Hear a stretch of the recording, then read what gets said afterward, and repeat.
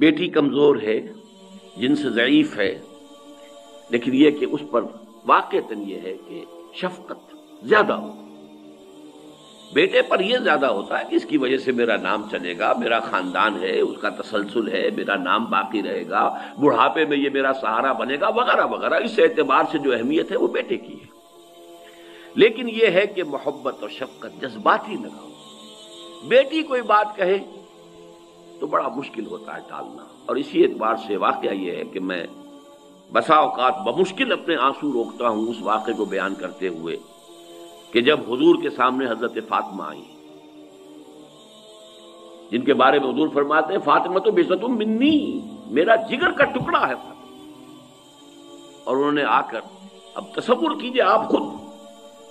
وہ دکھا رہی ہیں اپنے ہاتھ کے اوپر پڑے ہوئے گٹے کہ حضور ابا جان دیکھیے یہ چکی چلا چلا کر میرے ہاتھوں پہ گٹے پڑ گئے، کندھے کا نشان دیکھیے کہ میں مشکیزہ خود پانی بھر کر لاتی ہوں کنویں سے، مشکیزہ جو ہے اس کی وجہ سے میرے کندھے کے اوپر یہ بدیاں پڑ گئی۔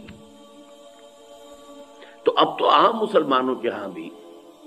بڑی سہولت ہو گئی ہے، فراوانی ہے، اب وہ تنگ دستی اور عسرت کا دور ختم ہو گیا، تو ابا جان مجھے بھی کوئی کنیز، کوئی غلام عطا فرما دیجئے تاکہ میری بھی یہ مشکل آسان ہو جائے۔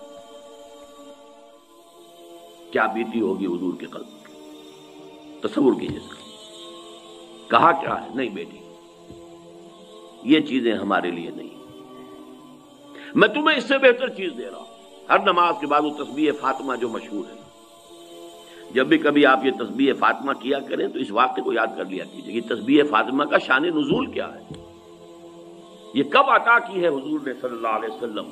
اپنے جگر گوشے کو، جب یہ درخواست دے کر حضرت فاطمہ حاضر ہوئی رضی اللہ تعالیٰ۔ نہیں بیٹا، یہ چیزیں ہمارے لیے نہیں ہیں، یہ اوروں کے لیے،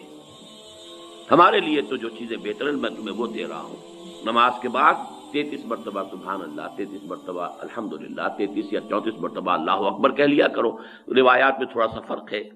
ورنہ یہ کہ 100ویں کی تعداد پوری ہوتی ہے ایک اور طویل کلمے سے، لیکن یہ کہ بہرحال یہ تسبیح فاطمہ جو عطا کی گئی ہے اس وقت، تو یہ جو بیٹی کا ایک خاص معاملہ ہوتا ہے اس کو ذہن میں رکھیے۔